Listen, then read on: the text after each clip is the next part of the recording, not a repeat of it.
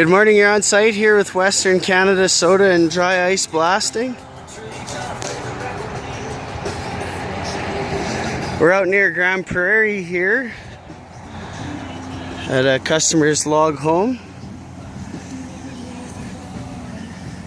They do boarding for dogs. Actually, their company's name is Cedar Kennels.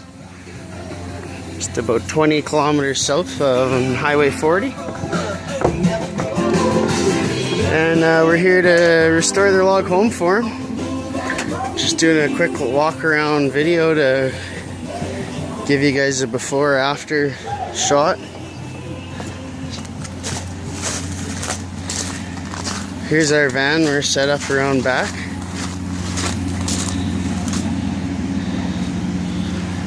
Here's a shot of the other side of the house. Try to back up so you can see that a little better.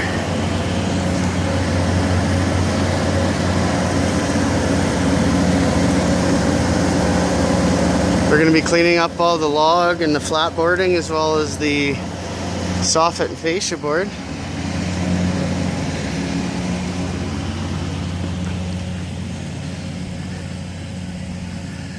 The customer's going to be ready to stain this in just a few days here once we're out of here.